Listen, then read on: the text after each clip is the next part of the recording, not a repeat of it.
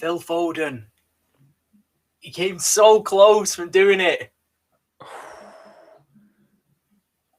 He's unreal. Yeah, I mean, he's so good. He's so good. I hate that he's a City fan. I know. Just fuck off to Spain. Like, don't ruin the Premier League for the next 15 years. Like, we don't need it. I hope Neymar's in though. Do you reckon City for his entire career? I mean, he's a City boy, isn't he? Yeah. He's a City boy. Oh, depressing. Right. Good evening, everyone. Thank you for joining us. We are 4-in-1 team. My name is Danny. I'm joined with Lee and Dale. How are we, fellas? How was your bank holiday weekends? Yeah, great. Yeah, really good. Finally got out again to sit in the freezing cold and the rain just to have a beer and some food. But we won't be Brits and we won't be Manx without it, would we? So yeah, class. How about you? Yeah, it was awkward, wasn't it? Like, I went out, you went on the Sunday, I went out on the Saturday, and it was great when I had a beer in my hand, but waiting to get a beer in my hand just took forever. Yeah, we were quite fortunate because we had a table over at Almost Famous. Shout out to those guys because they're absolutely amazing, as I'm sure many of our listeners will attest. And they said that there was no time limit, so we could stay there for as long as we wanted, so we did. And then we walked into Stevenson Square and we just went to Flock, and there was it took us 5 minutes to get a table. And then we had O'Shea's Beer Garden booked, which was sound as well. So yeah, we did all right, to be honest. We're quite lucky. Nice. I've not done it, mate. I've not tried it yet. I've not tried to eat out, go pub or anything. I've just not tried it yet. I'm waiting. But I tell you what, I'm not shouting out Albert Schloss for making us sit outside and wait for 40 minutes to get to our table, even though our table was sat there reserved with our name on it. Get fucked, lads. Get fucked. I know, literally, we walked up and we're like, yeah, we're early. We're missing 2 people, but our table's there. I had our names on it. No, you got to come back at 4. What? Yeah, wow. I know. I thought, no, I stood outside Sainsbury's with a sandwich, getting ready for the beer. made it a good evening in the end. Meal deal, Sainsbury's, £3. There we go. Oh, mate. They didn't even have any sandwiches. They didn't have any decent sandwiches. I ended up with a £3 wrap just because there was nothing for an actual meal deal. It was proper depressing. I mean, they'd have made themselves an extra maybe 50, 200 quid if they'd just let you in 40 minutes early. I don't. We said doesn't that. Make any sense to me. We said that. We would 100% bought another pint. Yeah. In that time. I mean, the service was slow as it was, but listen, we're not here to moan about Albert Schloss and the shit service. We're here to moan about football. Because moaning about football is what we're doing. If anyone is watching us on Facebook, Twitter, no, we're not on Instagram, Facebook, Twitter, Twitch, and YouTube, drop some comments in, drop some questions. We will be sure to get to them. We've got some good discussion points today, lads. I'm going to start out with, first of all, the fantastic social media blackout over the weekend. I'm sure almost everyone is aware, but if anyone listening isn't aware, almost every single sports company network in the country decided to black out their whole social medias from Friday up until yesterday. Midnight. Yeah, 11:59 yesterday. Night, midnight. Yeah. In the fight against online hate, and it's come with a brand new marketing campaign. I speak for everyone. I say online hate, in-person hate. There's no room for it in sport or in life. Mm-hmm. So well done, the companies, for standing up against this. Now it's up to the social media companies to finally do something about this. Yeah, definitely. This has been part of it, really, isn't it? You see as many people getting involved with the boycott. And it was actually really weird because it really goes to show the accounts that I follow on Twitter when I logged in, and it was showing me tweets from the day before and 4, 5, 6 hours ago and stuff, considering most of the accounts I followed were all boycotting. But now we do need to see action from these social media companies, whether it's, I don't know whether it's spurred enough action or whether it's a big enough change to actually get them to do something. I hope so. And I hope it hit them where it hurt. I hope it hit them in the revenues, because if I was an advertiser that weekend, I wouldn't have been setting my ads live, knowing that large chunks of my audience weren't going to even be on Twitter and engaging with content. And that's essentially what this is all about. I don't know if anyone read my blog that I wrote, but the largest thing for us to do by joining in with this is the sort of collective action of it all. And what I mean by that is we're tiny in the grand scheme of things. This podcast, like, we have about 1,400 followers on Twitter. So in terms of actual following and the amount of people that we affect, it may seem like a tiny amount. But in 1 month, on one of our best months, our content reached 1 million people. We got 1 million impressions in 1 month. Now, if you look at the metrics for someone like TalkSport or BT Sport on Twitter or BBC Sport or all these types of football accounts, they've got hundreds of thousands of followers, if not millions, some of them. Now, imagine what their monthly impressions are like. Now, if you take all that away, the social media companies haven't got an audience to market to, which is how they make their money. The biggest thing for social media companies to do to make money is through advertising. Everyone knows it. You are harvested for your data and information. Speaking from experience, this is my job. I'm one of those people that do pay for these ads. And I can guarantee you that there will be many social media companies or agencies and what have you that will have avoided that weekend because they knew that their followers weren't online. And that's what we're hoping as being part of this. Because at the end of the day, we're the content creators. We're the reason that even a small minority of people are on Twitter to read things from. And without us and without the larger agencies, as I've described, there is no reason for anyone else to be on Twitter. So I hope they realize that, and I hope they take the action. And People Power's done big things over the past couple of weeks, Super League and now the boycott. So hopefully, fingers crossed, we get some action from it. Yeah, just sort of echo, obviously, what Lee's just said there and yourself, Danny. Just hopefully that's the start of, some serious change, sort of going forward. I do think it has put out a bit of a powerful sort of statement, but, showing a bit of solidarity. But hopefully the authorities and sort of social media companies now, they've got to do better. What they're already doing. It's as simple as that, and hopefully they put some action sort of steps in place and put it in place quickly, because unfortunately it seems to have been sort of getting worse recently, the sort of the abuse on social media. So they need to come up with something and quickly, in my eyes. But I'd say hopefully it's some serious change on its way. Yeah, absolutely. Like, I saw United banning, I think I don't know if we started as the ban ended or whether we tweeted it beforehand. United banned 6 people over racial abuse over Heung-min Son. It's not 2-0 Manchester City. Yeah, game over. Riyad Mahrez once again. Baller. Yeah, he's won them the tie, he has.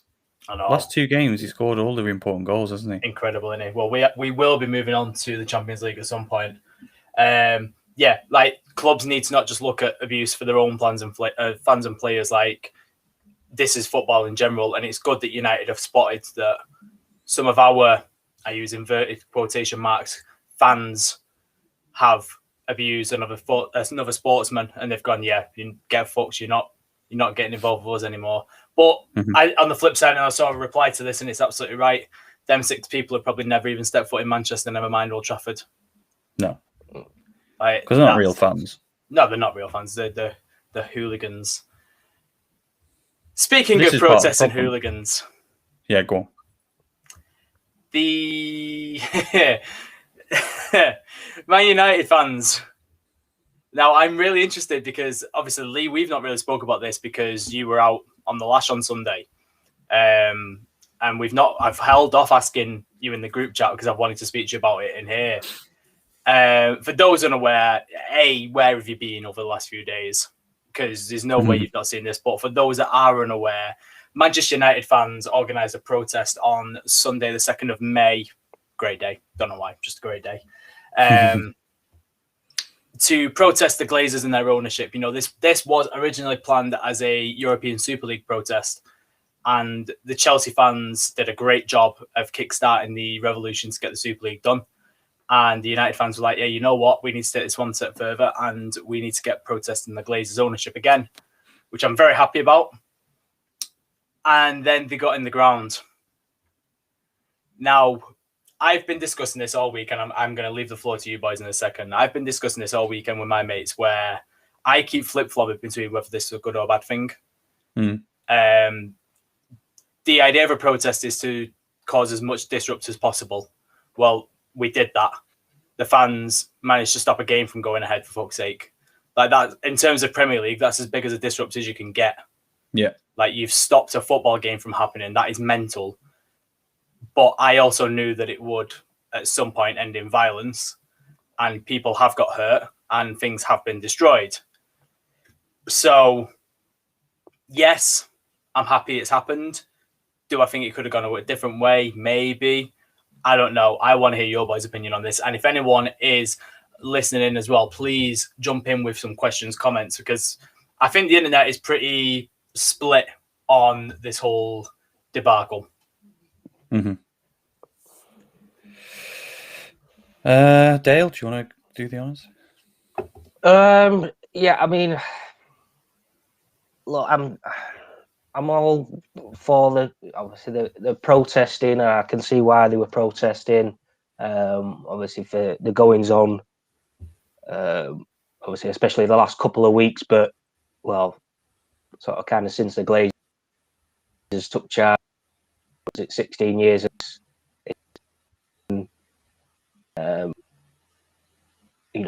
But drawing a line. I mean, when from what I've read, the majority did it peacefully in a sort of sensible manner, and that I'm obviously all for that. But the small number that seem to have taken it that one step too far, and when there's police officers getting bottles thrown at them and serious injury, that's where the line's crossed in my eyes. It's just, I say it's only a small number, but then that's how the protest then sort of gets reflected. The majority of the fans that were there for like a peaceful, make the owners aware we're not happy with obviously what's going on, but then there's probably there's a small number which, let's be honest, they've probably had a couple of beers as well, and they've kind of just took it that one step too far, and obviously that's what seems to have got the headlines now. Is that side of the protest, and like I say, for the officers and people involved that did get injured, I hope they're obviously all okay and make a full recovery in that. But it's a small number of idiots in my eyes that have just took the protest sort of down the wrong way. In my view, I'd say the majority were probably there. Obviously in numbers to show the discontent with the owners, but not in a way that the small few that did, in sort of like the violence side of things. So it's always minority in it, and the minority are always the loudest, even with the online hate stuff. It is unfortunately Twitter has, especially football Twitter, has millions of fantastic users who create fantastic content all day, every day, and it's for the most part a joy to watch and see. But it is unfortunately the minority that do ruin it for them and gives everyone a bad name. And you hit the nail on the head for me, Dale, especially. Like the minority did just. I don't know if marring is the right word, but is that Di Maria just getting sent off? Yeah, I was just going to say, PSG have done exactly what they did in the last game and completely capitulated. Absolutely petulant. And what a horrible challenge that is from Di Maria. And no surprise from who the player is that has got the red as well. Watch this. He's scrapping with Fernandinho there. Oh, you fucking little rat. That's disgusting. Why are you standing on him off the pitch there? That's awful. Just stamped on him. That's disgusting. He should be banned for a long time for that. Yeah, absolutely. But yeah, going back to where we were, like, nail on the head for me, Dale. Right idea, almost perfect execution, just slightly marred by a few idiots who probably only went there to cause trouble anyway. Like, let's be honest, I think there was about 10,000 there. You could probably argue that 9,950 of them wanted to go there to make a difference and protest. It was probably just 50 that were there thinking, we might get a scrap out of this. Mm. I mean, I don't think they went there to, purposely, charge onto the pitch. I just think that just happened. Yeah, it's probably escalated, hasn't it? Yeah. I don't think that was the original plan. I think it was just, a protest outside the ground. Like I say, maybe delay the game a little bit. But yeah, just like I say, I don't think they planned to go out and actually go on the pitch and cause the damage they caused. And but like I say, it's just a small number that seem to have sort of lost the Reds a little bit. I know that there's probably plenty of emotion and anger, towards the owners, and that's that's probably sort of built up as well. And like I say, just a number of seem to have just taken it too far. But yeah, I mean, that was it for me as well. Like sorry, Lee, I will come to you. Like, thankfully, from what I've seen, nothing at Old Trafford really damaged. They took a corner flag. Mm-hmm. Tell me they've not got spare corner flags, like no one's asked. And then I believe I read, I don't know how true this is, but apparently the reason the game was called off is because a certain group of fans got into the changing rooms, and then it became a COVID issue rather than the protest issue, which is completely fair. Still current circumstances. I don't know how that can be a COVID issue when there was literally fucking 10,000 people in the stadium and hanging around outside.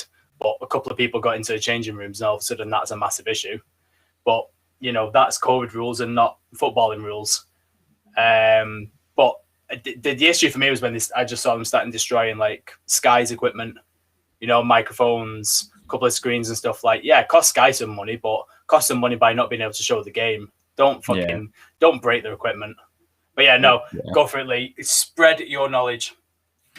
So yeah, like you said at the beginning of the segment, I've been kind of like in two minds and switching back and forth in my head all week, or since Sunday anyway, about whether it was the right thing to do, whether it was correct. Initially, I was a bit like, this is ridiculous. Like, there are ways to go about doing things, and protesting is fine if it's done lawfully, because I feel like sometimes if you break the law when you're doing this kind of thing, then it removes the validity of what you're doing and what you're trying to achieve in some instances. Now, then I've been kind of flipping back and forth and thinking to myself, well, hang on a minute, actually, what really is achieved through peaceful protests? Like, and not to sensationalize things, but suffragettes and like movements like that over the years were violent protests, and that's how they got action to happen. So in a way, it's been vindicated because they were talking about it on the main BBC News segment tonight and yesterday. Like, they were talking about the Glazers on BBC News, like the main program. So then you would say, well, if they hadn't broken and got on the pitch and done what they done, it wouldn't be on the main BBC News channel for everyone to see, would it? So they've kind of actually achieved what they wanted to. So then it got me thinking, well, we all have these knee-jerk reactions over...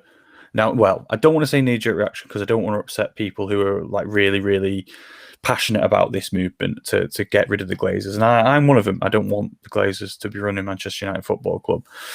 But at the same time, there is a really big worry that people need to really be careful over what they wish for. There is absolutely nothing to say that we could end up forcing the Glazers somehow to sell the club, and then we just get someone else that buys the club that are 10 times worse. Now, this throws up a couple of issues for me. Number one, what is people's realistic expectations, or what are people's realistic expectations with this protest? Are they expecting that they're just going to force these billionaires to sell probably one of their biggest assets that is making them lots of money? I don't think that's going to happen. Like, you can kick off all you want. At the end of the day, they're sat there in Florida, they're making loads of money off it. Like, they're not just going to get rid because a few fellas have broken into the stadium. Do you know what I mean? They'll just buy better security for the stadium in the future. So if the fans end up getting what they want through these protests, and they do end up selling, then what happens? They have another set of owners who come in, and I'm telling you right now, nobody spends £3 to £4 billion on a club or on any business for it to not then go on to make money, to not try and make money out of it. So by your own volition, you're ending up forcing one set of billionaire owners to sell it to another set of billionaire owners to continue to make money out of the asset that is Manchester United and the global brand. Like, that's a fact. That's just the way things are. Which then says, well, hang on a minute. The hate and the protests are now actually being directed at the wrong people. They need to be directed at the Premier League and at potentially even the government, because they need to enforce more controls on who owns these football clubs, what they're supposed to be doing with the football clubs, and how they're supposed to be running the football clubs. Football is a unique sport. At the end of the day, they are still businesses, but they're uniquely run and uniquely functioning businesses. Most businesses in the Premier League, football clubs, run at a loss. Now, they can do that because of the money that they can pump back into the clubs through the television rights money, sponsorships, etc. But the problem is, it's not an ethical way of doing this, and most owners of these clubs in the Premier League will do this, and they do it at Man City, Arsenal, the big six, as you want to call them. They'll do it at PSG, they do it at Barcelona, do it at Real Madrid, do it at Bayern. Well, actually, sorry, Bayern will be one of the exceptions to the rule, purely because of the 50+1 ownership model, and this is possibly what needs to be pushed towards. Now, you won't be able to force the Glazers to sell Manchester United. You just won't. And first and second of all, you've got to end up finding someone that wants to pay the money to buy Manchester United. So what you then have to do is force and impose restrictions and ways of doing things on these owners, because it's regulation that will fix this problem, not just right. We'll turf the Glazers out, because people love someone to hate, don't they? They love having someone to hate, and at the moment, that is the Glazers. If they were to sell up and get someone else, it'll be someone else, and the cycle will continue. What you need to stop is the cycle from happening, not just fixing this particular problem now. You need to fix the ability for it to keep happening, no matter who owns the clubs, and that's where I think people need to start directing their anger. Not at the people that are currently there now, because they are there now and they're probably here to stay, whether they like it or not.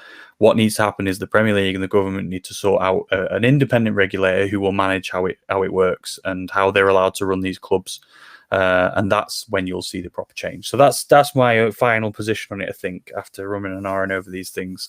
In terms of the protest itself, I still probably condemn it. It's not the right way to do things. Like, violence isn't the issue in the 21st century, or violence shouldn't be the way of solving issues in the 21st century. So yeah, that's my thoughts, I think. To relay a question then, like, what was the right way to go about it then? So for me, I didn't have an issue about fans going outside the stadium, chanting, flares, even getting in the stadium. You know, at first I was a bit like, oh, what have you done that for? But then it was a real powerful message.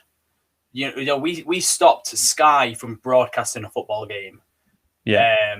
Because you've got to remember as well, like, Sky were only not liking the Super League because they knew they weren't getting the rights to them games. Mm-hmm. For a fact, if Sky were getting the Super League, they would have been lapping it up a couple of weeks ago. they would have thought it was the best creation ever. Sky was the one that ruined the Football League 29 years ago. Yeah. You know, like the EFL and what we've got at the moment is probably in the best state it's been for years. But 29 years ago, when we had the Football League reform and we got the Premiership, that fucked over so many teams, and that was Sky. So let's not this isn't to you, this is to people listening who think that Sky are the good guys. Let's not pretend that Sky are the good guys here. Sky are just as bad as everyone else in this scenario. So what United fans did on Sunday was A, cost Sky money, and B, made a massive fucking statement to the Glazers and other clubs in the UK that look how much power fans have in football, which I think is massive. So for me, I'm guessing you're the same as me, that where it became an issue for me was when things started getting destroyed. Like, even up to the point where they were on the stadium and chanting, like, even giving fucking Souness shit. Like, I was all over that because he's a bellend. But until they started, like, when they started throwing stuff at them, they started breaking microphones and stuff, that to me was where I started drawing the line and thinking, right, that's now not a peaceful protest anymore. Yeah. No, I agree. And I think that, like I said, I'm torn. It wouldn't be as vastly and widely spoken about if they hadn't broken into the stadium. If they just protested in front of the stadium, then it would have been like any other protest against ownership. But at the same time, if you start to condone these actions, it'll happen more often, and then it gets more dangerous. Then like Dale said a minute ago, the intent, I don't think at the start was to get into the stadium. It was just to protest outside it, and it just escalated to that point. Whereas in the future, if this is seen to be a good thing and seem to be what's caused a change, then other intents for protests at other clubs will be, well, we need to get onto the pitch as well now, and we can't have a situation where that happens. So that's why I still probably err on the side of condemning it. Me. Yeah, I can see the Newcastle fans specifically looking at that and thinking, hey up, this is a way we can get a Mike Ashley now. Yeah. And that's not what we want. Like, we don't want football to be taken off the televisions.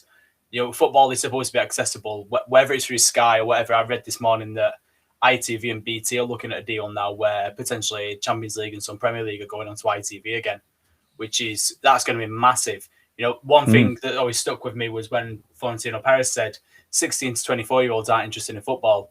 Well, yeah, it's because most of them can't afford it. Yeah. Like when those are the people at uni and such, or just moved into their first homes and things, and they're not able to pay these multiple different license fees. I've always said it's funny, really, because a monopoly in certain business is a bad thing because it means they can set their own prices. But technically, if there was a monopoly over TV rights for football, it would be the best thing for the fans because you'd have one subscription and you'd be able to watch everything. But I think Simon Jordan's a massive advocate for that, isn't he? Like Simon Jordan, for everything that I disagree with what he says, he has been claiming for this Premflix for years. And I think it's about time that they took it. You know, the Premier League doesn't need Sky anymore. The Premier League doesn't need BT. No. The Premier League can make so much money without them. All they need to do is hire a company that can make a streaming service, and they will make more than enough money. Absolutely mental. Set what they want in terms of pricing, and there couldn't be any issues over it, I don't think, in terms of monopolizing it, because it's their product. The Premier League is their product. Like, they should be able to just create their own streaming service for it. But even then, we'll still need BT or whatever for the Champions League and Europa League and all that sort of stuff. And then you can see that they'll try and take English, like internationals and things, off ITV because they'll need to keep their revenues up somehow. So they'll force the change where internationals and the World Cup and the Euros, there'll always be multiple subscriptions you need, and that's the thing I think that's worrying. Yeah, or even entertainment, Hulu, Netflix, Amazon Prime, Disney Plus. It's not, you don't just need one subscription anymore. You're looking at 40, 50 quid a month coming out for it all now. It's crazy. That's it, and it's got to be affordable at some point, surely, for your average Joe. I mean, you're paying for Sky Sports at X amount a month. You're paying for BT. I mean, you'll have your Prime or whatever as well on top of that, or you could do the illegal streaming and get whatever channel you want for about 30 quid a year. But not that I have that, no. But not that we have that, and not that we condone that, everyone. But it is no. But you see what I get. You can see why people go down that route because of the extortion amount that Sky. The Sky packages are, and obviously the BT as well for all your Champions League, Europa League games and stuff. You do feel like you get priced out of stuff like that, and maybe that sort of Premflix kind of they could like Lee said there, they could put a price on it, make it actually affordable for for the sort of the average Joe day-to-day person. It could be a route to go down, but hopefully it comes under consideration because I think it's a good idea myself. But the problem with it all though is that if you replace the word football with Breaking Bad and Line of Duty and I don't know, House of Cards, then we'd sound ridiculous. Well, why should it all be affordable? Like they're just TV shows, and this is where you end up boiling it down to the fact where it's like, well, it's just entertainment. So why should these companies that are providing this entertainment be bringing everything down in price? Do you know what I mean? Like they're entitled to charge what they want for it. Just being like devil's advocate. At the end of the day, it's just we don't need it. Which when you put it into a weird context like that, yeah, you are right. It feels weird. Do you know what I mean? Yeah, but then looking at Disney, like they ripped off everything off every single streaming service and then made their own and made it very affordable. What's Disney like $7.99 a month? Like that's where monopoly works because they didn't need to have their stuff spread around Amazon, Hulu, Netflix. Yeah, like for me personally. I think that the best weekends of football is when Amazon have all the games. Like for me personally, I love them weekends in December where Amazon holds all 10 games. Being able to flick through my Fire Stick and just like changing from game to game. Like I think that's unreal, mate. And like if Premier League were never going to do it, if Amazon decided to come and take as many games as they could, I would be more than happy to pump that Prime subscription up and get like Amazon do, because I think Amazon do the Premier League better than any other company. Yeah, they did. Yeah, it was very good. I like the streaming as well. The only problem they had was that it was quite far behind, wasn't it? The first one was, the second one seems to be really close to. I was keeping a track on Bet365. Obviously, the betting apps have got to be like as live as you can get, and they were pretty damn close. So, and the issue you've got with that is as well is people don't have the internet half the time either. No, like you've got, but as the world moves forward, I think in 20, 30 years time, like we will see the Premier League move to a subscription service. I think we're seeing the end of cable, to call it American terms, as we know it. We've seen cable slowly die out in America. They're all going online. I could see England following suit in about 10, 15 years. Yeah, I mean, this is a problem. Our issue at the minute is rural areas and things. We've got a lot of rural areas. And we also do America, really, but there's a lot of places that don't have the internet coverage high enough speed or standard to fully offer the capabilities for digital TV. So yeah, I mean, Dale's internet cuts out 3 times a stream. Yep. To come full circle though, boys, Chris has made us some graphics just talking about the ownership of Man United and where we've come from. So for those listening on Spotify, we've just got some dates of when the Glazers took over. 2003, Malcolm Glazer bought 2.9%. 2004, the Glazers took a 30% stake and made 2 more bids for ownership. 3 directors were removed. In 2005, the Glazers bought 98%. That in its own right is staggering. Yeah. There was only 2% that they didn't buy. 525 million of personal borrowings loaded on the club to pay And this is where we saw the breakaway of FC United, which me and Chris have spoke today about because I wanted to grab his opinions because obviously he's not here today because he's celebrating his birthday. And he was fully against this protest. And like, if you hate the owners that much, why did you not break away in 2005? Which is a fair point, really. I'm not going to dispute that. If you hate the Glazers that much, you probably should have gone. But owners are only part of the football club. We spoke during the Super League about how it's hard to support the team, but I think deep down we all knew we would probably still be United fans no matter what, because that's the club we've been brought up to love. 2006, Love United Hate Glazer campaign, the green and gold stuff in 2010. I remember the best thing for me was when David Beckham was playing for AC Milan, and he ended up wearing that scarf halfway through at the end of the match. Oh yeah, I remember that. Yeah, that was when they started banning it. Anything green and gold in the stadium was banned after that point. Even like licensed United shirts. Yeah, insane. 2012, the club began trading on the New York Stock Exchange. Glazers made 75 million just selling some of their shares. Malcolm Glazer passed away in 2014 and sold more shares for 130 million. They would rule out selling the club for at least 5 more years. Well, we've passed that now. They took dividends of 15 million a year in 2015, and then in 2020, club debt 430 million. And then in 2021, obviously 3 weeks ago, they tried to form the ESL. Their ownership has been nothing short of absolutely abysmal. Mm-hmm. So I understand why fans want them gone. I understand why fans so passionately want them gone. I consider myself a United fan, but I am not at the levels that some of them guys were. No, I'm not. And I wish I was. I really wish I was, because like, to them, football is a life.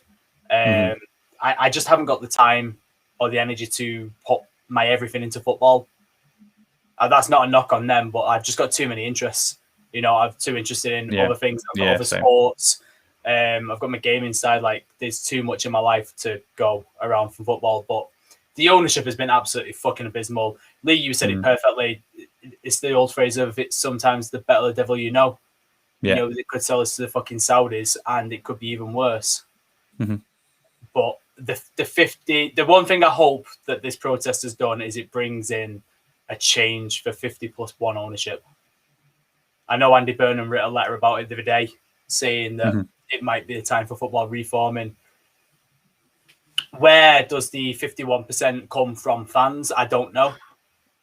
Yeah, it doesn't have to be fully made up of fans. It just means that no one can own a full controlling stake. Isn't the maximum stake someone can have 25%, or have I read that? Yeah, something like that. Yeah, just enough where they can't own a controlling stake. That's all. And the fans will. I don't know. I was reading something once where there was someone looking to set up a fund that would help fans purchase their club. I can't remember what it was about, and I'm sure it was on TalkSport. I was listening to it, but essentially, if you think about it, the way Dortmund do it, Dortmund charge their members something like, it was 65 or 70 euros a year, and they've got about 150,000 members, and that's what money is used to own their stake in the club. But I mean, that's not a lot of money, and it's certainly nowhere near 3-4 billion pounds. So it would seem like it would have to be some sort of like amount that would build up 10% maybe of owning the club, or even 5% of owning the club. Now, I am pretty certain that Manchester United would have more members across the world than Borussia Dortmund would have, and I'm also pretty certain they'd charge more for the membership than Borussia Dortmund would. But yeah, I think that it needs to be looked into, and it needs to be put into place. But I just can't really see how it could happen. I really don't. It's like a nice idea to have, but in practice, how does it work? How do we get to that point? Can they really force the Glazers into selling parts of their own business? I'm not sure. Yeah, it's nationalisation, isn't it? Because Manchester United are a UK company, the government can step in and do tell them to do whatever the fuck the UK government want them to do. Even though we are trading on the New York Stock Exchange, we are still an English company. So in that case, I wouldn't understand where the ruling would lie. English company, but trading in America. There's many, many grey areas, but I hope it gets resolved soon. I hope, if anything, for the betterment of football, I hope that these protests are going to change everything for all football clubs. Because by God, it needs it, doesn't it? Yeah. It really does. Yeah, it really does need it. Because it's just going to keep getting worse. Money's just going to keep ruining the football aspect of what it is that we all just want to sit on a Saturday and Sunday or midweek and watch. Like, at the end of the day, we're going to end up seeing players sold for £1 billion, and I guarantee it's not long before the first £1 million a week contract has been given. I think Messi and Ronaldo aren't far Messi off must be close to that, surely. Yeah, but that's not what we want. That's not what the game needs. We need the players need to be. If anything, one of the first things that needs to happen is salary caps. These clubs need to be forcing these universally across players. It's something that UEFA and FIFA need to get behind, because to stop this extortionate amount of money being paid to players, because clubs bankrupt themselves paying these wages. I think it's something like 70% of outgoings for a football club nowadays, especially in the Premier League, is on player wages. That's ridiculous. Imagine 70% of all the money that your company pays out goes to your employees. I mean, great, but when that's 23 employees out of 600-700, it's ridiculous.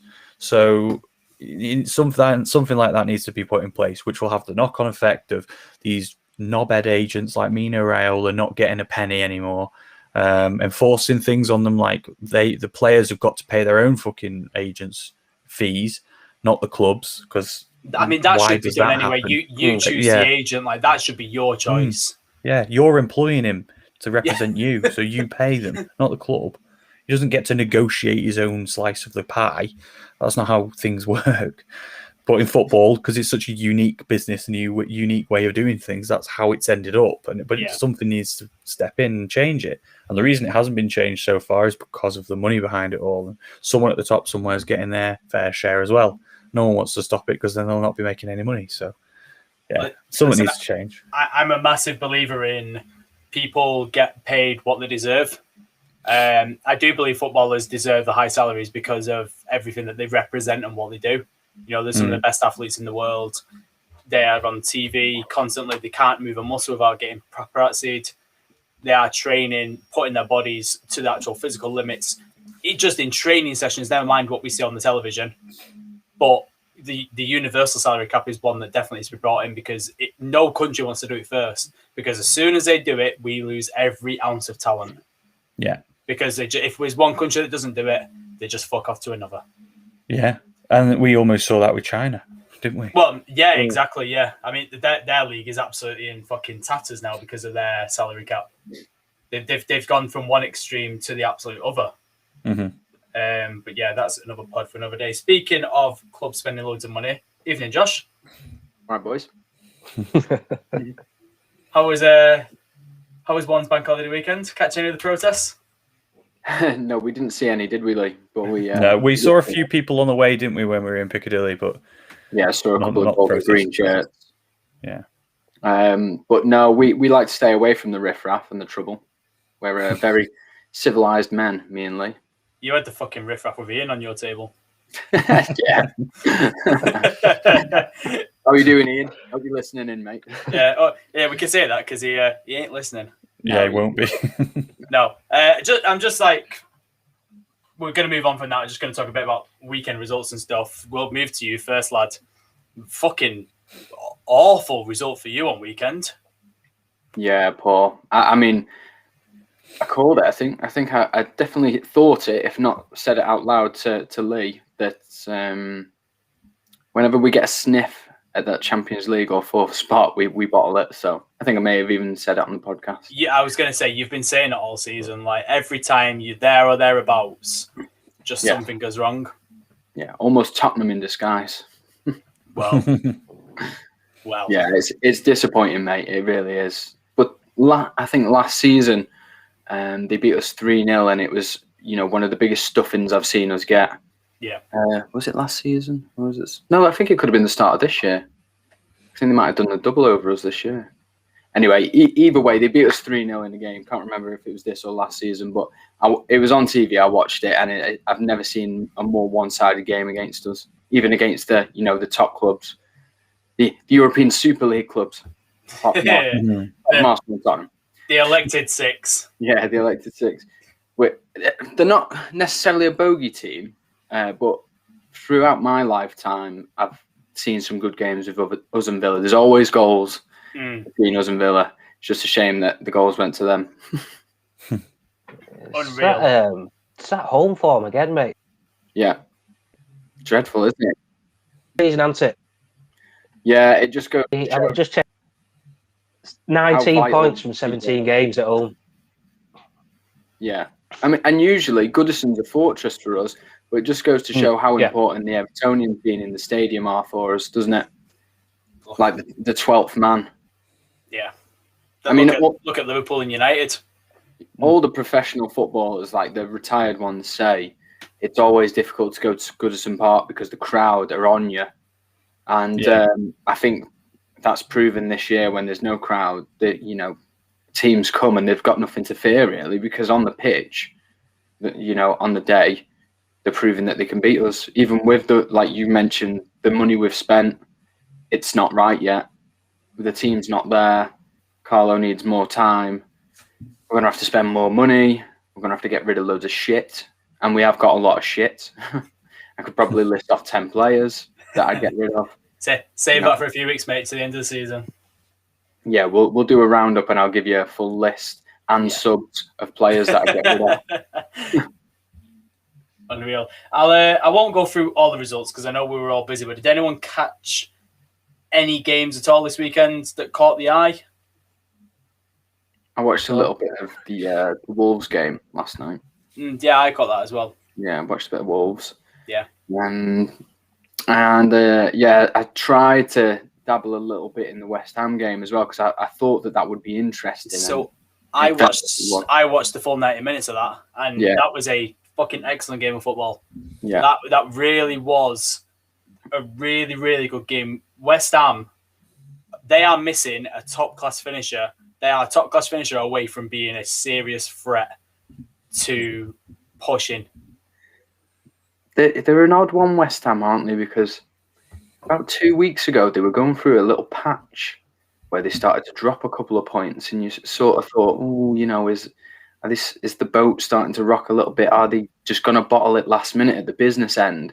Yeah. And now they've started to show form again, so maybe he's got them ticking, and he might just nab it. I mean, you boys called it. I didn't think they'd do it. I thought they'd bottle it, but you might be right. I think with the fixtures they've got, I think Dale may have pointed out that the fixtures were key when it came to that fourth spot, and West Ham's, if I remember rightly, are more straightforward than most. So I think you've nailed it there, boys. I didn't give them Cat and Hell's chance, but I think you've proven me wrong. Yeah, I think that was a big result there. I mean, they've just lost 2 on the bounce against Newcastle and Chelsea. Then to go 1-0 down at Burnley and just say, have the wheels just come off? And then to obviously battle back and get the win there, and put some 3 behind Chelsea now.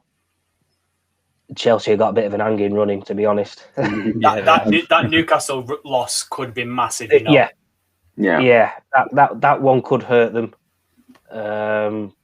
But then again, the result against the Chelsea as well.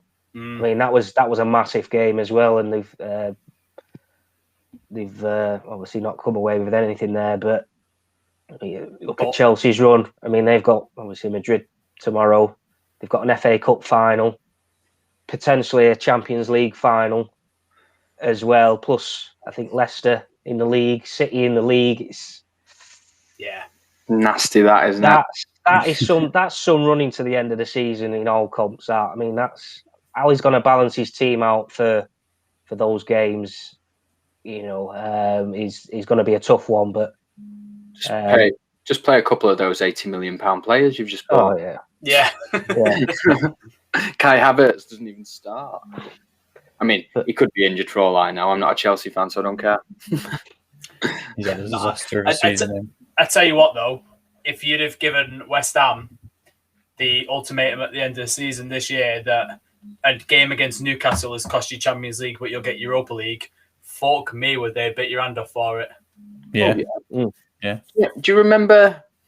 I think it was when they just moved into that new stadium after the Olympics, and I remember the fans were squaring up to the owners in the stand. Yeah, that wasn't all that long ago. No. And now they're fighting for Champions League spots. If I'm not mistaken, they didn't do too well last season. Like, they only just escaped relegation last season. Yeah, they were down there for a lot of the season. Yeah, if not all the season. They only just survived. Finished 16th. They finished 16th. 5 points from safety, and now they're 3 points away from a Champions League place. Incredible turn of events for them, isn't it? As a fan, you'd be made up with that. Yeah, and there's always going to be fans that will go, "Oh, it's because Liverpool have failed or Wolves aren't there," but someone's got to be there. Yeah. Someone's got to be there. And no disrespect to you, Josh, but Everton are the clear example of clubs don't take advantages when they get them. Yeah. And West Ham have absolutely taken, apart from the Newcastle result, West Ham have taken almost every opportunity they've got. Yeah. At the start of the season, given the money we'd spent and the fact that obviously we've got a world-class manager in, you'd have thought, and I'm sure people predicted that we would have been fighting for, one of the top Europa League spots, if not push for fourth, given the money, and we've let ourselves down. We have had a massive roller coaster of a season. It's been very up and down for us, very inconsistent, and it all, like you said, Dale, it all goes back to that home form. If we'd have, strung up another 10, 15 points from our home form, then it would be a completely different story. We'd be right in the mix, wouldn't we? Even just 10 points. Just 10, 10 points, you'd be fourth now. Yeah, exactly. And there have been games, Villa, Newcastle, Burnley, where we should have taken 3 points, in my opinion. These teams have got hardly any funding. They're not buying players. Newcastle struggle to sign anybody. Yeah. Burnley don't buy anybody, do they? These clubs loan because they've just not got the funding there. They have to sell to buy. And it's usually the best players, and it's not easy to replace your best players, is it? No. So, Alan Saint-Maximin will be on his way somewhere soon, I reckon. they've got a couple of good players, Newcastle, haven't they? I really rate that Almiron. I just didn't like the way that his agent pushed for that move in January. Almiron just needs an end product. Yeah, that's always been my problem with him. He runs like a headless chicken. Same with Saint-Maximin. Saint-Maximin's got everything apart from when the ball has to leave his feet. Yeah. Almost like Lukaku at United. Like, he just didn't have control on the ball. Yeah. He had everything apart from control. Thank you very much for my next segue. Inter Milan, Serie A champions. The first time that a team not named Juventus have won the Serie A in 10 years. Is that how long it's been? How many years has it been since Inter last won it? Jesus. Would it have been like Jose Mourinho? I think it's like 11 years ago, yeah. I saw a video in the last 9. with Materazzi when he left Inter Milan. I really didn't realise it was like a bigger deal for Jose when he left Inter Milan, but I mean, he had done everything with them, hadn't he? So, yeah, I mean, what they've done, considering as well that this is Juventus team with Cristiano Ronaldo, what Inter Milan and in particular Conte has done is nothing short of exceptional. And in particular, Ashley Young. Yeah. Ashley Young has won Serie A. I've just got Juve's title list up here. From 2011 to 12, they won it every single season until this season. And the only reason they've had a gap there, it was when they were relegated and had them titles stripped from them. Yeah. Match fixing. Naughty. You're naughty. Yeah, honestly, it's incredible. And I've been discussing this all week. Obviously, quite like me European football. Brother's a big Inter Milan fan, so he's been absolutely buzzing this weekend. I think the players they've got, the job that Conte has done, is nothing short of exceptional. I think everyone expected them to bottle it at some point, especially the way they crashed out of the Champions League, because they were fucking dreadful in the Champions League. But if anything, it just seems to have spurred them on. Conte's taken this group of Premier League rejects and turned them into Serie A champions. I mean, I've got a couple of graphics here about him.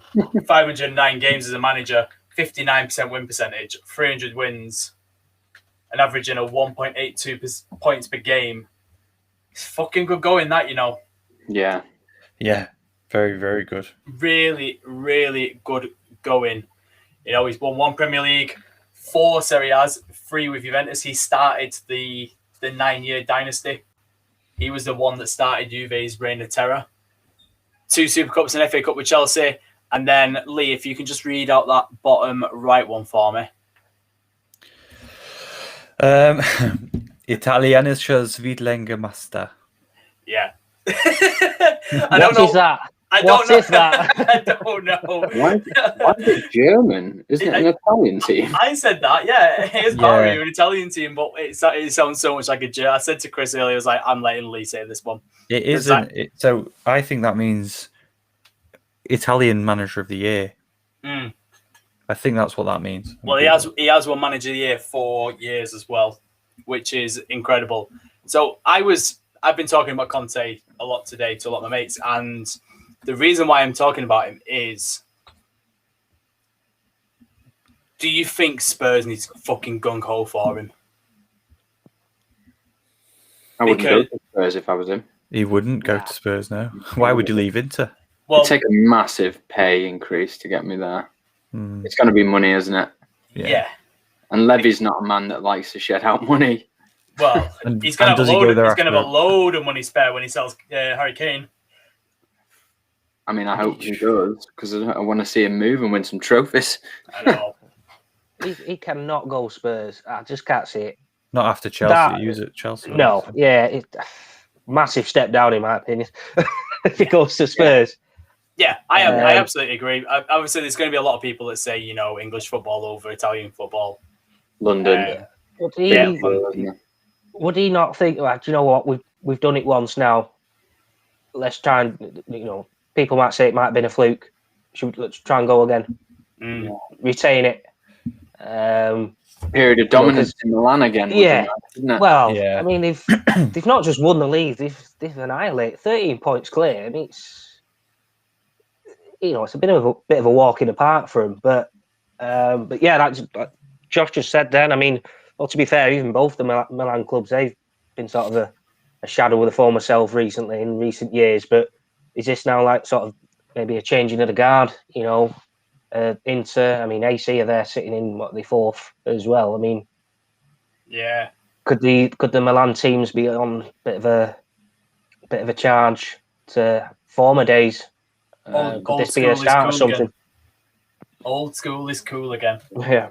I loved the Inter Milan and the AC Milan squads when I was growing up. They were like my first love. We all obviously watched Italian football on TV growing up, and just watching the Milan teams back in the day with the squads that they had, I probably loved them more than I did the British teams. Oh god, yeah. Yeah. I had such better time watching that highlight show than I did watching Match of the Day. All the top players went to Italy back then, though, didn't they? Italy had the dominant league in Europe. Yeah. Now it's obviously England. So, and anybody says differently, then turn off because you're wrong. If anyone says differently, just look at the European competitions. But yeah, if you think about Inter Milan and winning the title, they're the first big team in the top 5 leagues to actually win their league. That shows you how good it is. Like, Bayern haven't won theirs yet. Yeah. City haven't quite won theirs yet. They don't know what's happening in Spain. Spain and the French leagues are literally going right down to the wire. Yeah. Like the test in the French league then? It's PSG, surely. PSG are second, Lille are first. Lille? Yeah, Lille have absolutely been incredible, mate. Lille have absolutely just... I've not seen a turnaround like it from a club. They're 1 point clear and there's only 3 games left. What do you think? Lille, then? Sorry, Lee. That's all right. Anybody that I'd know that plays for Lille? Oof. Jose Fonte at the back is the captain. Oh, God. I know, yeah. Southampton in Portugal. Renato Sanchez. Yeah. You know, Really? Swansea flop. Form. He was shit when he signed. Bayern. Yeah, God, he was dreadful. Yeah, they've got like Burak Yilmaz, who any football manager or FIFA player will know. He was an absolute fucking legend back in the day. Yeah, they've just got a very solid squad. No big names there at all. Like the biggest name is Mike Mainan for me, who's just signed with AC Milan. Yeah.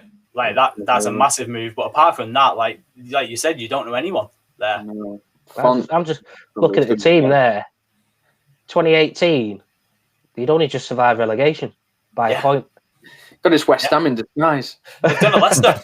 They've absolutely done a Leicester. Yeah. They survived by a point, and what, 2-3 years on, potential champions. It's mad. God, imagine Pochettino's first season and he gets knocked out at the semi-final of the Champions League again and becomes like one of the first managers at PSG to not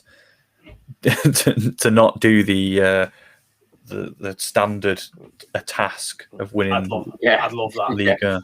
I'd love that. I'm sure you would. So someone who would love that is Chris.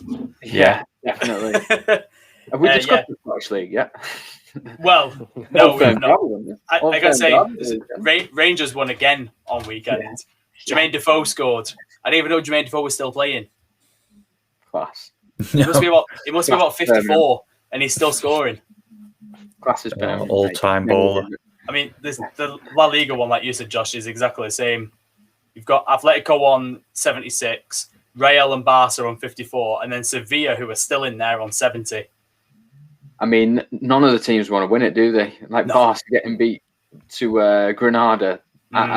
Did they beat Valencia last night? Yeah, they beat them 3-2.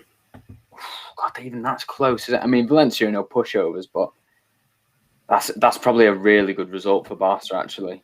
Really good result. Because you know you're not going to get an easy game against them. No, Carlos Soler got an absolute fucking blinder in that game. So good. He's going to be the next one to move to one of them big teams. I'm calling that right now.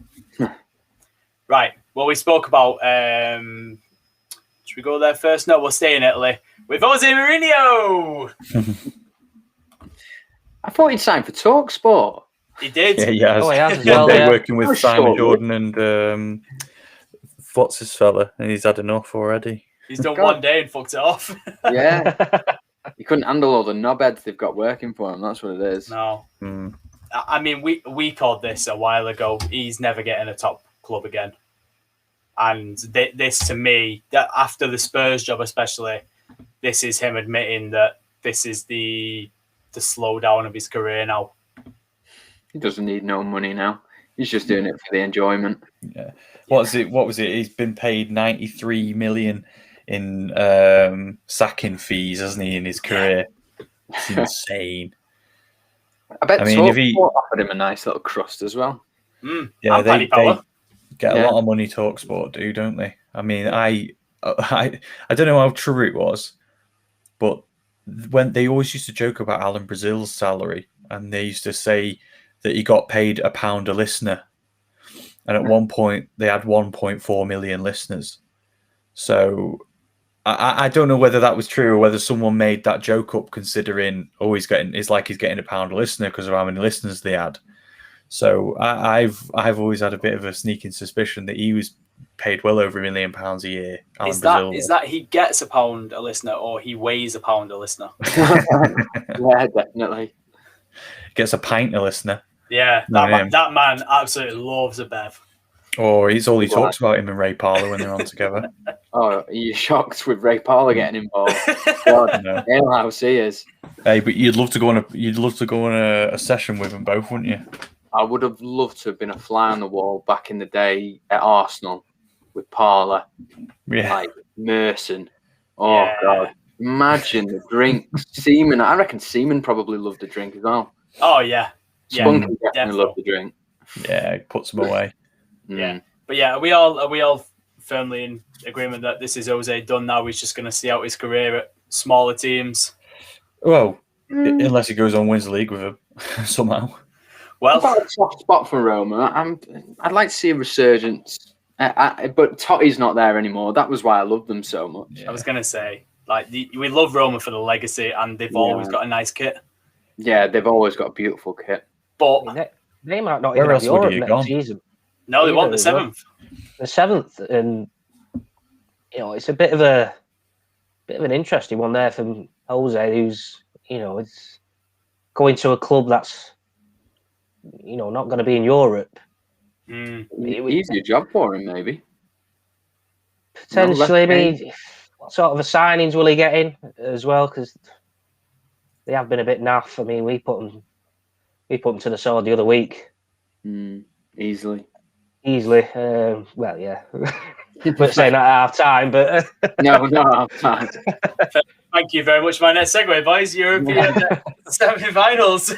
Yeah, we had. I feel like so much has gone on in this last week in the footballing world that we've not. I feel we've got so much to speak about tonight, but we've only been missing 7 days.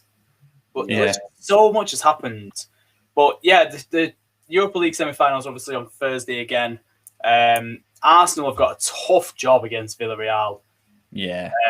I mean, the getting the away goal for me was massive for them, but I could just see Villarreal nicking one, and just that ties to bed if Villarreal get a goal.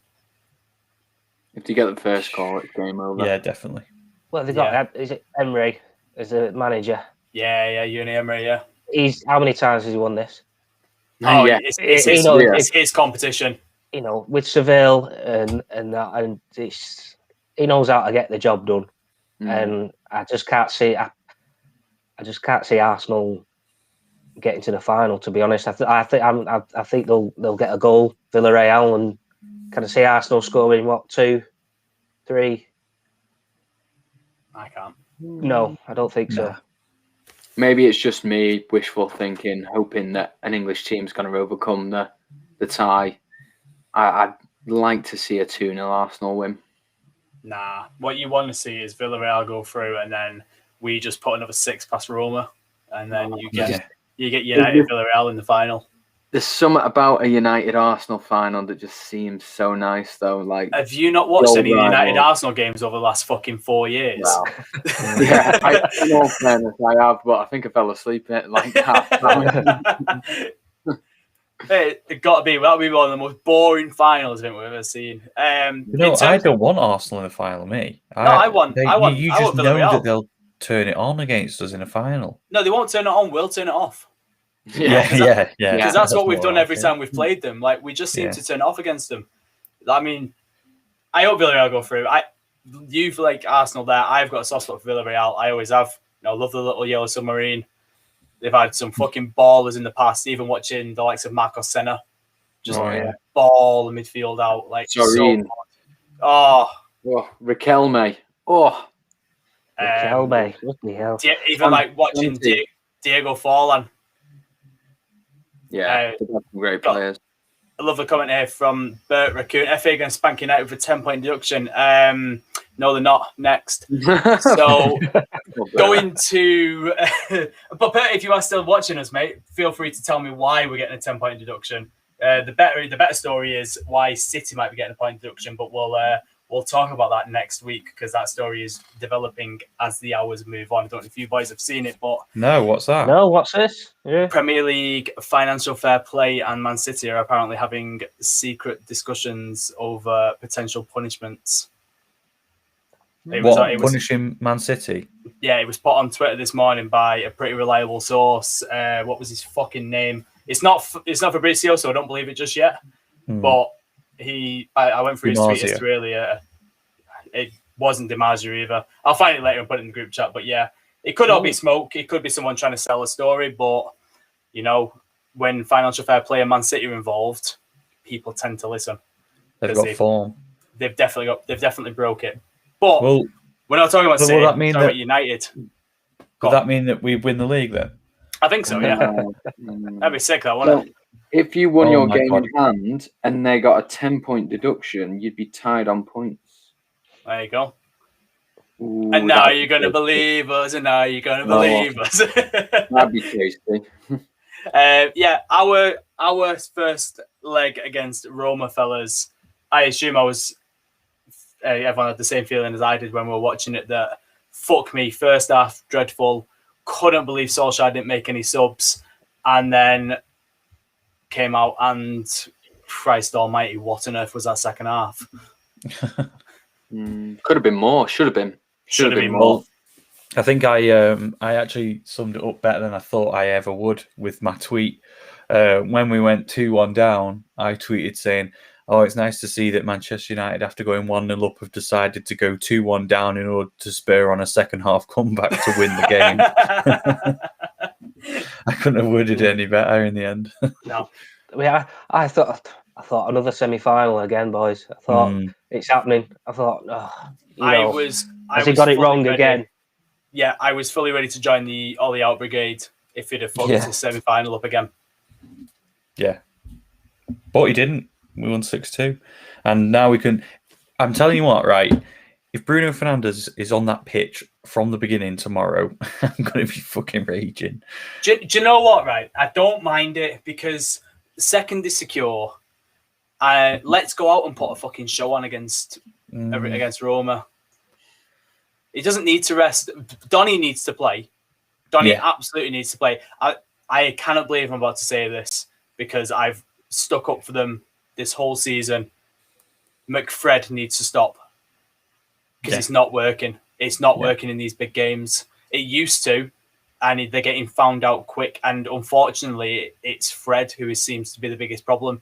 That first goal we conceded, he had no idea that there was an attacker behind him.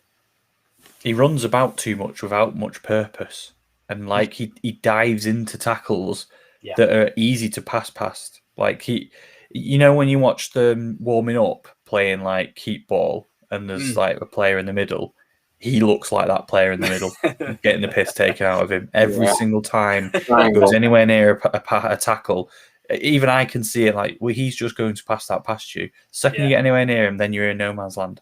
And then you've opened up a massive space for him. Does it every single time. Gary Neville said it perfectly ages ago, didn't he? Where he's not a 10. He's not a great tackler. He's not a great passer. No. You have to be at least one of them things to play centre midfield. He's not. I tell you what, he's fucking not good at shooting. Every time he gets up, I don't think I've ever seen him get a shot on target. And every time he gets near shooting, I'm like pleading with the TV, "Don't you shoot? Don't you dare shoot!" And then he does, and it hits fucking stewards. No, for me, tomorrow, I'd be very happy if we saw a midfield two of Matic and Donny. Because Matic never gets forward, so let Donny just have that free role in midfield, and let him and Bruno just like Dale. You probably see it the same way that I do. Like Bruno and Donny can work surely together with Pogba as well. That can work surely. Surely, but I don't know. I mean, Donny's this season, he's not really had the opportunities anyway. And then when he has come in, he's got 30 seconds here, 2 minutes there, 20 minutes. It's not really, enough time to make an impact. I mean, he did half decent against Roma last week. But yeah, I'm probably with you. I'd probably not play Bruno. I'll probably put Donny in there, but I think next season we might see a bit of a better player from him. I hope so. Just a 12 months kind of bedding into the league with his new teammates and stuff. Hopefully we see a better player next season, but I've given up on him sort of this season because he's coming. I think Ollie has as well. Yeah, I mean, for what was it, 45 million? I'm not gonna lie, I did expect a lot more. Yeah. A lot more. Maybe even sort of challenging Bruno to a degree. But, the standard's been set there by Bruno, so it was a bit of a tall order. Yeah. There aren't many players that were going to meet those levels. No, but then again, he's not Bruno's replacement. Like anyone that watched Ajax, he runs from deep, he plays that number 8 role, which unfortunately is something we don't have in our squad. It's the reason why Jesse Lingard has struggled, because he can't displace Bruno and he can't play it on the wings. But whereas Donny, like, if he can't, I don't think he's quite a 6. He's definitely not a 10 because he doesn't shoot. He's not greedy enough to be a 10. Like, for me, you've got to be a number 10. You've got to be willing to take a shot. I think I've seen him take 2 shots all season. Is it Davy Klaassen in disguise? It could well be. Yeah, it could well be. Like David, I mean, that's the role he played when he was at Ajax. Just coming from deep and just, and that's where he was. Send him back. They've just won the league, haven't they? I know, yeah. Davy Klaassen and Stecklenburg from Everton, ex-Everton players have both gone and won the league. Daley Blind and all winning it once again. Wow. Right. That's their league, though, innit? That's their standard. Yeah, absolutely. We'll get wrapping up dead quick, boys. Champions League, we've just seen Manchester City win 2-0 against Paris Saint-Germain. So congratulations, Manchester City, on finally reaching a Champions League final. You're halfway there. It's taken you about 5 years too late, because the amount of money you've spent is about time you fucking got there. Don't take any of the thunder from them, lad. They've done well to get there. I mean, they've done well to get there. You know, having spending £1 billion and getting the easiest draw to a Champions League final I think I've ever seen. But, you know, they've done well. You know what, mate? Right, from somebody who supports a team who spent about 400 million on shit, at least they spend their money on flats. Listen, right, and I'm going to bring my face back up for this. We've not spent 200 million on left backs. Yeah, but they've sorted the void, mate. Yeah, tell you what, I sorted the void. Fucking Ruben Dias, what a defender. Oh, what a defender. Unreal. Better than Van Dijk. Yeah, I'll buy it. Even if it just pisses off a Liverpool fan, I'll buy it. From what I saw tonight, you know, he was unbelievable, Fernandinho. Yeah. That guy, like when Zinchenko was losing his head, he was straight in his face. He was like, calm down, because they've just had one sent off. And Zinchenko, for some reason, just doesn't get it. That if he gets sent off as well, they've completely lost that benefit of having the extra man. He's just completely hot-headed, Zinchenko. But usually it's Fernandinho that's the one that gets booked, and you've got to watch out for him. And tonight he's just stellar, brilliant. He's what a captain. He's absolute, definition of a captain, him, isn't he? Yeah, 35, isn't he? 36. Yeah, today, 36 today. Yeah, they'll do well to replace him. You know, they'll do really well to replace him. Well, they tried with Rodri, didn't he? But he's not Fernandinho. No. Well, when he was injured, that's when they had their slump, wasn't it? When Fernandinho was injured and out of the team. Yeah, absolutely. Yeah. I was thinking about this quickly the other day. What happened to Fernando? He just went to Sevilla, didn't he? He went back. He went back to Spain. Yeah. There was Fernandinho and Fernando, and they were like carbon copies of each other. Yeah. And then he just went out of nowhere. Fernando, he was gone. Just thinking about him in the car the other day. I remember it. Happened to a couple of players actually, hasn't it? Like that. Was it Garcia? Eric Garcia went to Barca. He's still at City. He's going at the end of the season though. Right. Is he still there? Yeah. What? Oh wait, no, you're talking Javi Garcia. Yeah, Javi. Sorry, the midfielder. Yeah, I think he's at Betis, I believe, or he was at Betis anyway. Did he go to Real Madrid at all? Or was he at Real Madrid? I think he might have been part of the academy. I would have to check. I don't know. No, sorry, it's just another player that's just gone. I think he must have been part of the academy. I was reminded of Nathan Ake as well at the weekend. Yeah, a stellar game on the weekend. Completely forgot about him as well. Yeah, he had a stellar game on the weekend. So who joined City in the Champions League final then, boys? Chelsea or Madrid? Chelsea. Yeah, Chelsea. I'm going to say Madrid. I'm going to say Madrid. Yeah. Ooh. 2 each. We should just call Collins now, get him on the phone on his birthday. Sorry to interrupt your birthday meal or whatever you're doing, mate, but who's going to win? He's going to win. Chelsea do have that away goal, but I don't like ruling Real Madrid out. No, not with them. I know what you mean. But Chelsea were immense in the first leg. Chelsea were very good. Is Ramos back? He's back training. Oh God, get him back in the squad, even if he's 60%. He's back training. I don't know whether that means he's playing or not, but they need to ditch that fucking 5 at the back shit. Yeah.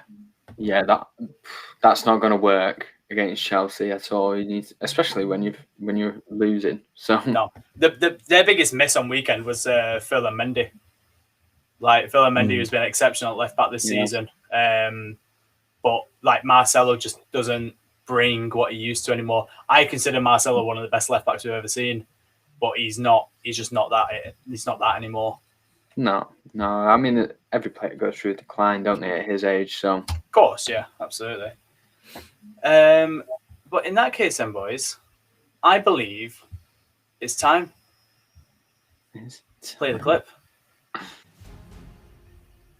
You know what? Under 18s, yeah, we're furloughing you. No, it's just not something you do. no. Not that week. Here we go. Oh, Dickhead of the week.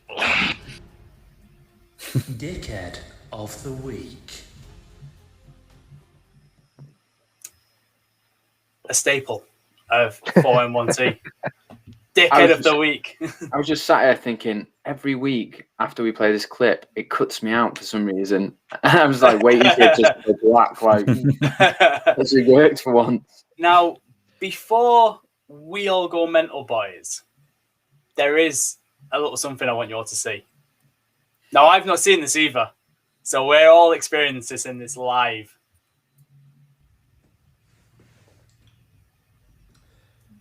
Good evening, 4M1C viewers. I wasn't on the podcast last week, and I'm not on this week. I wasn't on last week because I'm working. Sorry.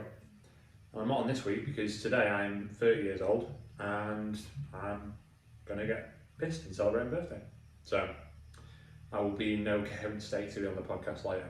But I did think I'd treat everyone to a remote, virtual Dickhead of the Week nomination from my house here in Wales. So, my nomination for this week is not the idiotic minority Man United supporters who broke into the ground, started vandalising and throwing things at people and assaulting police officers. No, it's not them. It's not the police officers who assaulted people back. No, it's not them. It's not anyone else who's currently working in and around the Premier League like normal at the moment that I like to nominate. No, it's not a current working Premier League player or manager. And it's not Celtic Football Club or anyone related to Celtic Football Club, which I know will surprise a lot of you. It's Jose Mourinho. Jose Mourinho is my Dickhead of the Week, and here's why Jose Mourinho is my Dickhead of the Week. He did absolutely fuck all with Spurs. Sucked the life out of that squad, as Jamie O'Hara likes to say on the radio. Leaves the club a week before the Carabao Cup final. Some said it was some sort of heroic act of not letting the players go onto the training pitch to join the European Super League. Some say Daniel Levy just didn't want to give him promotion money for winning the Carabao Cup a week after, like he was going to win that game anyway. But first he left the club, trophyless, which we've come to expect from Tottenham Hotspur Football Club, regardless of who the manager is. But then he's decided to join Roma. Roma, who's just been trounced 6-2 by United in the Europa League, the subpar European competition as it stands, before they bring in the third tier one that they want to bring in, you know, where teams who finish 9th and 10th in the Premier League can qualify for Europe. But that's a run for another day. He decides to take over Roma, who are just a poor, let's face it, with the squad that they've got and the standard they've got at the moment and where they are in Serie, a poor side.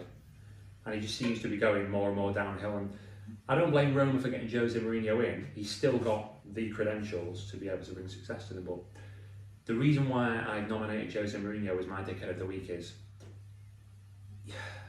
take some time off. You fucked up United. You fucked up Chelsea before that. You've gone to Spurs and you fucked that up. And you're going to go to Roma and you're going to balls that up as well. Just take a little bit of time off. You don't have to be like Nicolas Cage in the acting world, doing movies every 2-3 minutes. You don't have to be like Robert De Niro, where he just can't get enough of the money, so he's doing Meet the Fockers 4 or whatever the fuck he's doing now. You don't have to be like that. Take some time off. Do the Portugal manager's job and call it a career. Why are you going Roma? What's the need? There's no point. You're going to suck the life out of that squad. You're going to make Chris Smalling even worse, and then you're going to go and fucking get yourself sacked again, are you? There's my rant. Dickhead of the Week, Jose Mourinho. I'll be back next week. Cheers.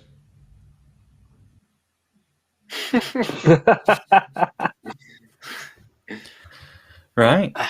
I think I prefer virtual Collins than Collins being on the podcast. I just can't believe how quickly his hair's grown back. I know, yeah. I wouldn't know what that's like. So, fellas, not that anyone can top that, but can anyone top that? Yeah. So, Go on. but quickly before my laptop dies, PSG are my dickhead of the week because I've never known a club with a set of players more petulant and petty, and they're the absolute footballing equivalent of throwing your toys out of the pram. That club is. They're a team of absolute individuals who, as soon as the going gets tough, they start rolling around on the floor and lashing out at the referee, stamping on players' fucking feet on the touchline. Like the 2 red cards in 2 games that come from pure petulance and anger. And don't know how Verratti didn't get one either. Sorry, how did Verratti not get sent off? He was just losing. The one of them, the reason Zinchenko was kicking off so much was because one of the PSG players. Bye. Oh, unlucky. Right, so I think we got his dickhead of the week. Yeah, his second of the week was PSG, and I'm guessing in particular Angel Di Maria. Yeah, Di Maria. He is awful, stamp. What he's done. Thing is, at the time I was thinking, it's City. Would United fans, because he's an ex-United player, would they have liked that because it's the rivals? No, I'm sure every United fan who was watching tonight that saw that just thought, dickhead. I'm ashamed to call Angel Di Maria a former United player. Yeah, I don't think many people really like him for his spell at United anyway, do they? No, I mean, the guy, don't get me wrong, the guy has always had absolute talent, but he's just a prick. Yeah. He's just a little rat. His best years were probably Real Madrid, weren't they? And yeah. It's probably been a bit of a disappointing career, I think. I don't know what trophies he's won, but I've expected more off him, really. Yeah. Well, I'll lead on from that there, because my first one was going to be Angel Di Maria for his antics tonight. Yeah. Just, prick. I've got a couple of others. The Madrid government for calling Marcelo to jury duty right before the Champions League semi-final. Nice.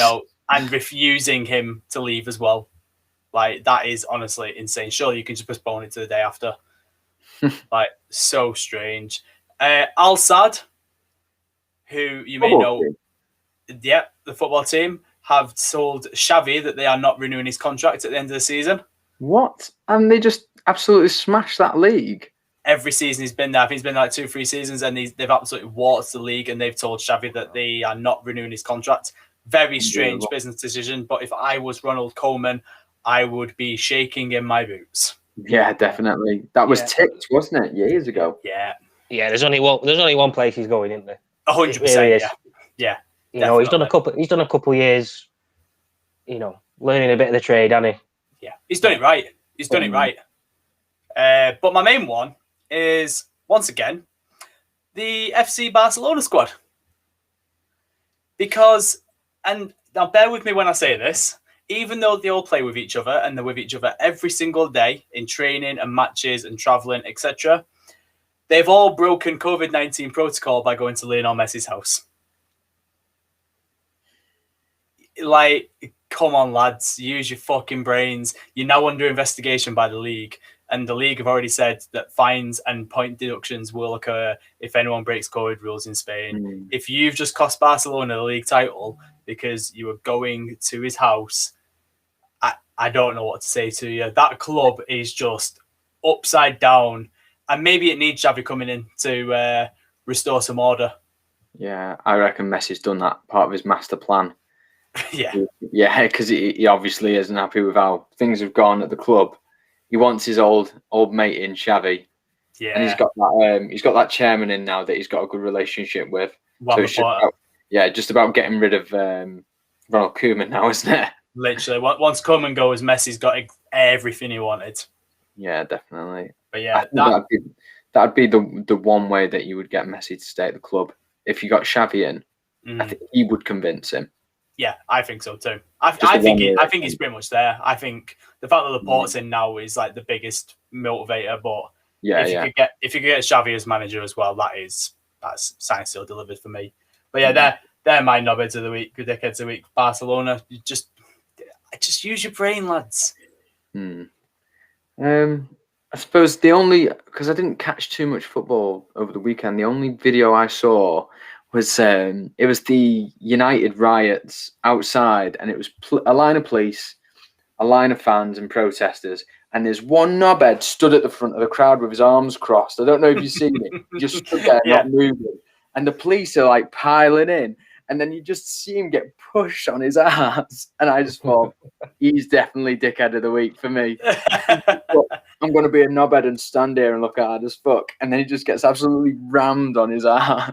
What about the kid that was sat on the netting at the top of the goal, and then someone put a ball in the net and it knocked him off the fucking top of it? Oh, I've not even seen that. I'm going to have a look. Oh, mate, I'll send it you. It's so funny. I love that overhead kick that Bella scored, though. That was a belter. Yeah. That one in the net. Yeah, that's class. You'd do the same, wouldn't you? Oh, God, yeah. But I wouldn't go vandalising the club. I'd just go onto the pitch, absolutely not. I just go and score a screamer and then leave. But yeah, take a penalty. Sound scored at Old Trafford. The dream. Yeah. Sorry, boys. I didn't come equipped with multiple options today. He was just the one person that I saw on a video and thought, yeah, he's a dickhead. Yeah. To be fair, it's an easy decision for you, this one, Dale, given the fact Collins is 30 and probably deserves a present. To be fair, I mean, I didn't even come with one anyway. But something did just pop up literally 5 minutes ago. But I'll just go back a little bit. Sky Sports News. Oh, I know. I was going to say this. Early in the day, Sky Sports News have come out and said that Chelsea have decided to include fans in board meetings from the 1st of July to ensure supporter sentiment is considered in decision making. Which, I can see there's a positive coming out of the Super League in sort of Chelsea's eyes. Getting trying to get the fans on board and stuff. But then 5 minutes ago, it's Sky Sports News also just pulled out that owner Avram Glazers refused to apologise to fans over the breakaway from the Super League. So we've got one side of the coin in Chelsea trying to do something positive out of this, and then we've got the owner United still refusing to apologise for making an absolute farce of the whole situation. So Avram Glazer, he's would have been my dickhead of the week. But yeah, I don't think I can't not give it Collins after that. Anyway, hey, it was fucking my birthday on weekend as well. A bit of sympathy. You'll have your chance next year. Yeah, Collins is his virtual dickhead of the week. I mean, it's a great effort, sir. But yeah. Brilliant, absolutely brilliant. Yeah, I'm up with that as well. He's fucked it, Jose, hasn't he? Yeah, that's why he's had a segment tonight, because career's just gone now, isn't it? That's what I mean. Like he's at low level now that when he got sacked, even with the Europa League stuff, we spoke about him for 5 minutes. Like Jose Mourinho getting sacked a few years ago would have been the biggest talking point in the world. Oh well, Paul Jose. I hope he proves us all wrong. I hope he takes Roma to a league title. I really do. It's not going to happen, but I hope he does it. He's made 90 odd million from sackings, mate. Don't poor Jose. He's done well for himself. Hey, I like him. I like characters in football, and he is one of the best we've got. Yeah, I mean, as a character, as a person. Even as a manager back in the day, in the early days when he wasn't outdated, I had a lot of time for Jose, but he's just, like I said, he is just outdated now. Football's moved on. Absolutely. Well, in that case then, boys, unless anyone has any final parting words, I'm going to close us out of this show. I've got one final word, and it's just a special happy birthday to Collins for when he listens to this, because I missed the start of the show. So I just want to wish him a happy 30th. Hope you've had a great day, mate. Well, we didn't wish him happy birthday, so you're better than us. Oh, For 3M1T, Decades of the Week next week for not wishing Collins a birthday. Right. In that case, then, guys, thank you very much for watching and listening. Whether you're here for 1 minute, 1 hour, very much appreciated. Find us on all socials at WeAre4M1T. Search on YouTube for Mike's One Toffee. From myself, Dale, Josh, Chris from his virtual hideout in Wales, and Lee with his dead laptop. Good night and Hala Madrid. Adios.